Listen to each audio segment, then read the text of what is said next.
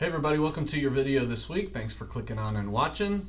Our announcements for this week is that I mentioned this in our training, but we have updated our standard response protocol. So in your classrooms, look at your packets. You're going to find this new handout. The only thing that we have added is this one right here on the bottom, that's hold.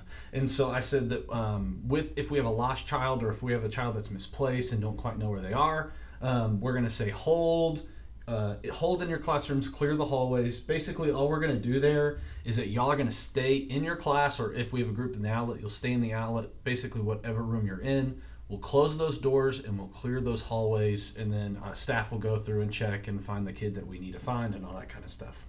I will be making a new emergency response protocol video for all of our Oakwood Kids volunteers, and so with the addition to our standard response protocol, we'll ask everyone to watch that, and so that will be a good review as well for our new folks that haven't done that.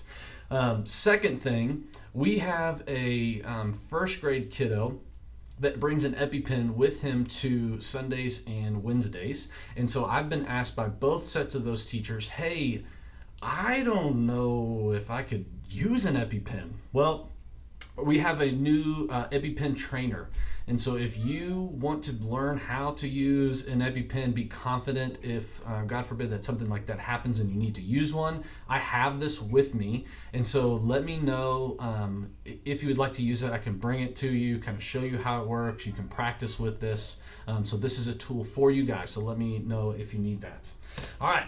Let's get to our just a quick word for today. Last week we began our short little series on building relationships with kids. And so last year we said that those first kind of 4 or 5 things to building relationships with kids, first is trust, second was attitude, third was acceptance of feelings, fourth was acceptance of ideas, and then fifth we talked about enabling questions.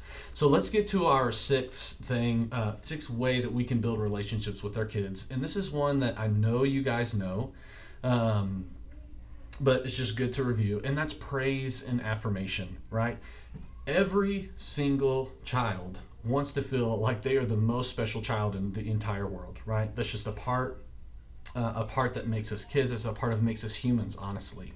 And so we want to be sure to mention specific actions, not just necessarily generic praise, that we can give to each children, right? So the more that our children feel valued, the more that they will want to participate in learning and feel that God accepts them as well. Not only does God love them, but God likes them, right? Because that's how he created them. And so be specific, right? Don't give just generic praise, good job, or, way to go. Like, man, I loved how you were worshiping today in the outlet, right? Thank you so much for leading us to the outlet or having a seat on the carpet. Thank you so much for helping pass out the snacks. Those types of things specific to those kids. The next one is nonverbal signs, right? Our kids are really good, whether they realize what they're doing or not, they're good at picking up nonverbal signs. And so use body language to show that you accept them as kids and as other human beings, right? Kneel at their level if you're able to, right? Sit with the kids on the floor, right? Don't forget to smile to them too, right? Show them that you care about them and love them. And so if you're able to do those few things, that subtly communicates to them that you love them, that you trust them, right? And then the last thing is touching, right? Now, of course, don't be stupid, right? You all had to watch a video on all of this stuff to have signs of that kind of abuse.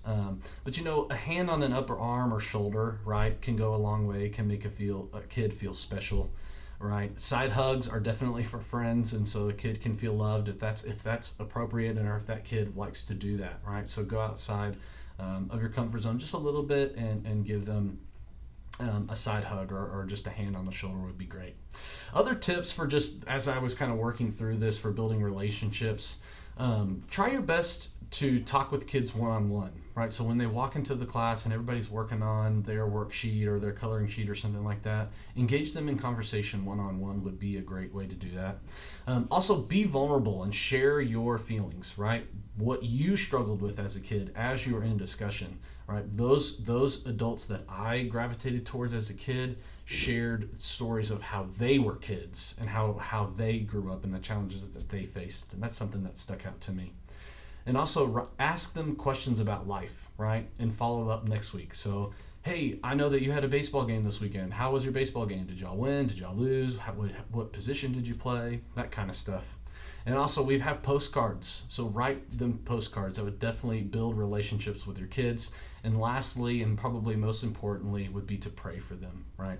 You have that list. If you want to take a list home to pray with, to pray for each one of your kids, just ask me. I'd love to give that to you.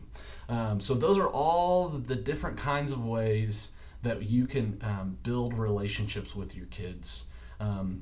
I hope that's super helpful. If there was one of those that you heard that you just want a little bit more on, just email me, let me know, and I'd be happy to talk with you about that as well. In the following weeks, we're going to start asking or talking about questions and how important asking really good questions are in these videos, and so I'm looking forward to sharing that with you guys. But other than that, that's it for this week. I hope you guys have a great weekend, and we'll see you on Sunday. Y'all take care.